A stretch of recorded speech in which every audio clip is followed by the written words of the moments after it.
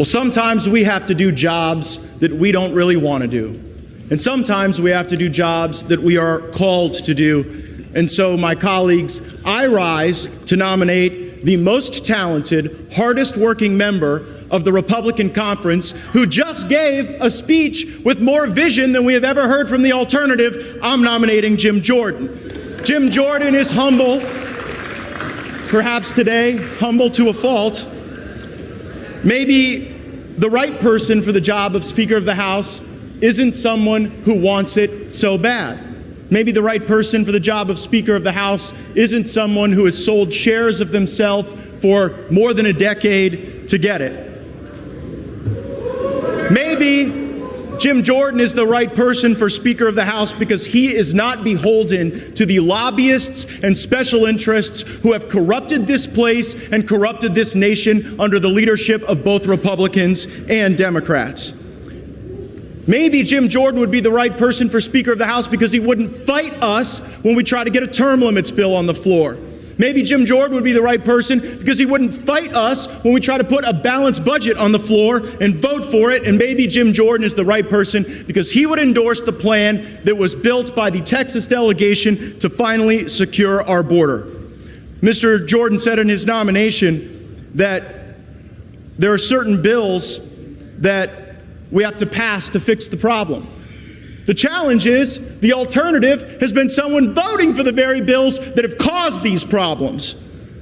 Mr. Jordan says that we cannot accept legislation like the omnibus, and I fully agree. And if Jim Jordan were Speaker of the House, if he were the leader of the Republican team, we wouldn't have that circumstance choking the economy of our country, increasing inflation, and diminishing the prospects of a better life for our fellow Americans. And finally, Mr. Jordan said we must engage in rigorous oversight. Every one of my Republican colleagues knows that the person who can lead that oversight effort, who works on it every day, who has the skill and the talent and the will, is Jim Jordan. I'm nominating him, and I'm voting for him. All right, guys, so we got to talk about this Speaker of the House drama that involves Kevin McCarthy, who feels entitled to the position, so entitled that he moved into Nancy Pelosi's office thinking that he was going to waltz in to the new speakership spot. Again, talk about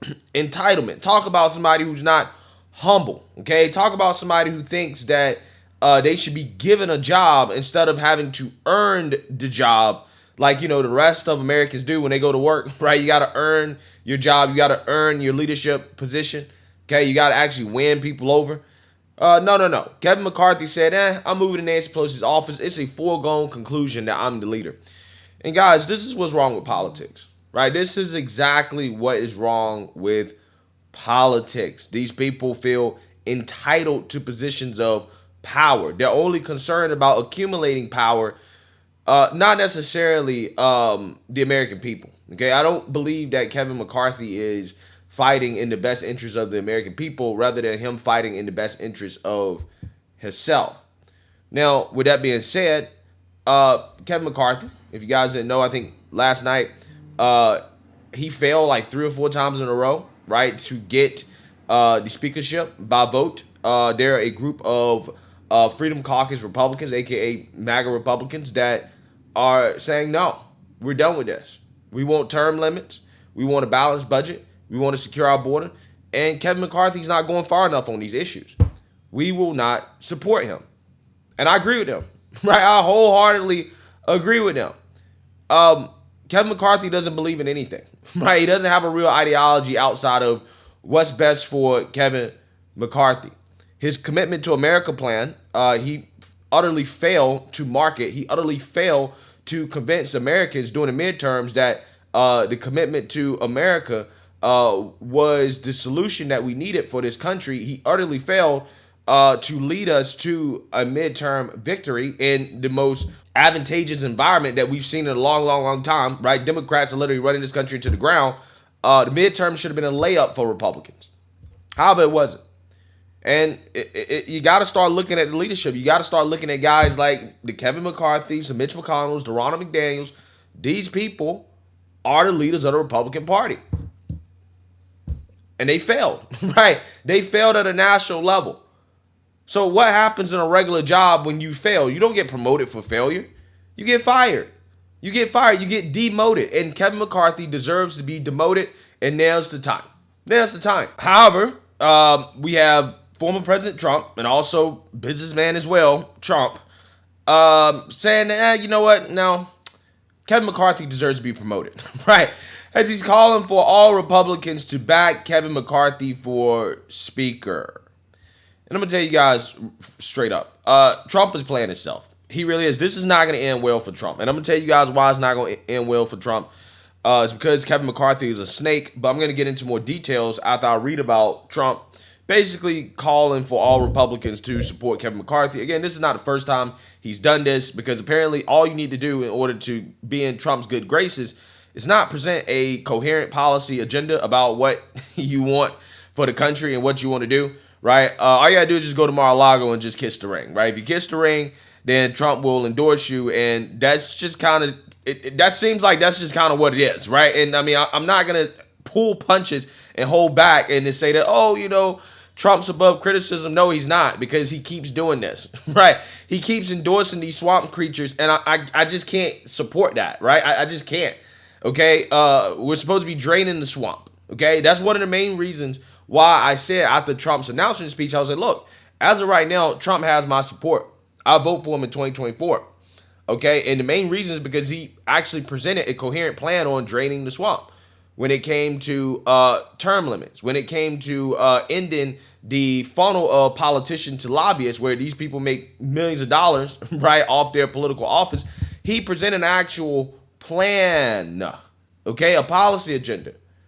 But, you know, you can't do that and then turn around and say, oh, well, you know, we're going to still go with Kevin McCarthy, who is the quintessential swamp creature, to be Speaker.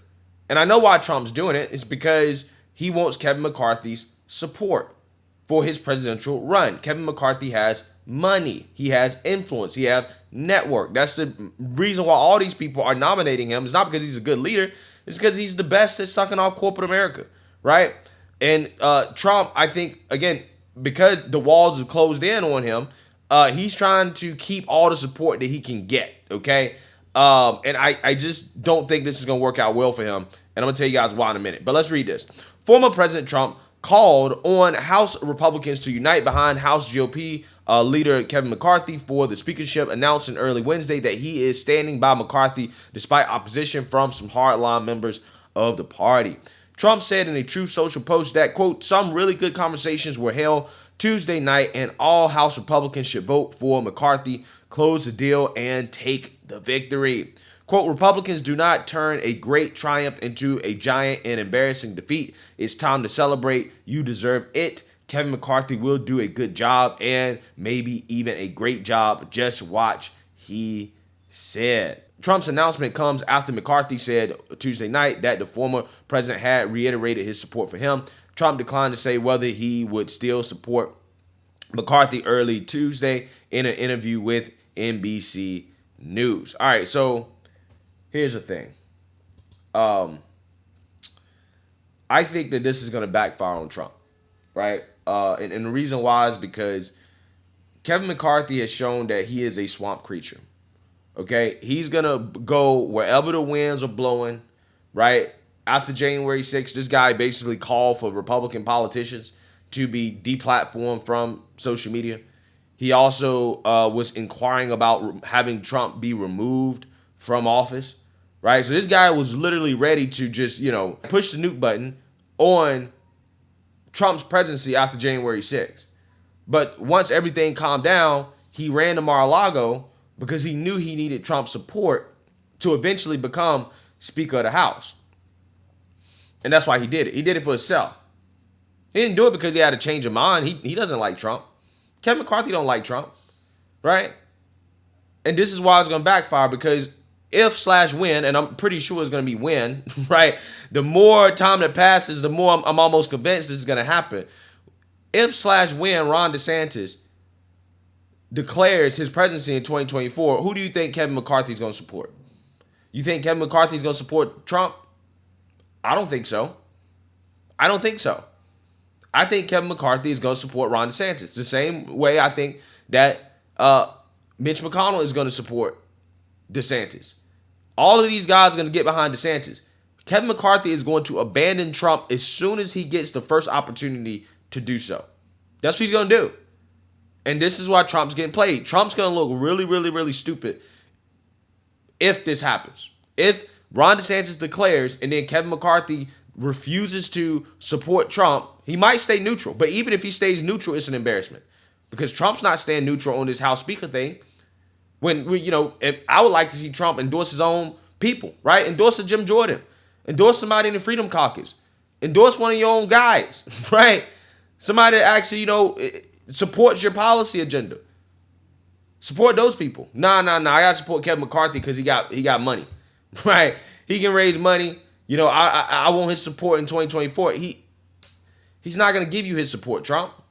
And that's what Trump's advisors should be telling him in his ears. Like, look, you can't trust these guys. If you're gonna go out, you need to go out swinging hard, right?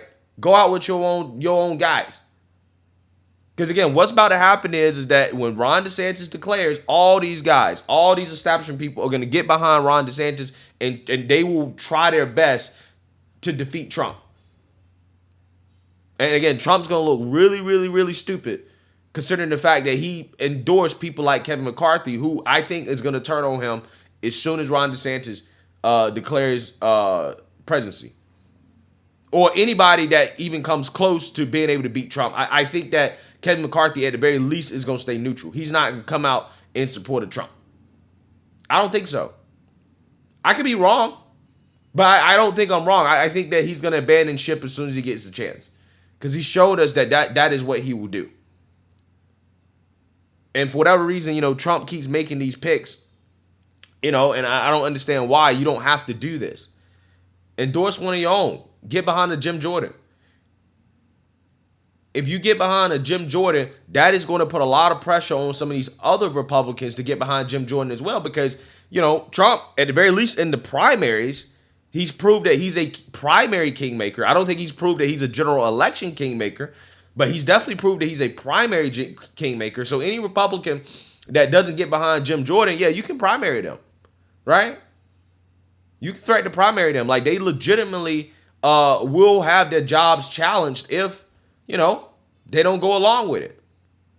So Trump has a whole lot of power here, and it does matter what he says, and he's not wielding his power to push for an agenda that he claims he wants. We want to secure the border. We want term limits. We want a balanced budget. Why are those things so hard? We can get those things if Trump just stops getting behind some of these swamp creatures that he claims he's fighting against. But he keeps supporting them for whatever reason. Because he thinks, well, they're going to support me. No, they're not going to support you. They're going to abandon you as soon as they get opportunity. They've shown that they will do that, and they'll do it again. I just don't know, when is Trump actually going to learn this lesson, bro? Like, when are you actually going to learn these people don't rock with you like that? And when they don't rock with you like that, you gotta move differently than this. But hey, we'll see what happens. Let me know what you guys think. Make sure you like, comment, and subscribe. Most importantly, share a Black conservative perspective. Peace.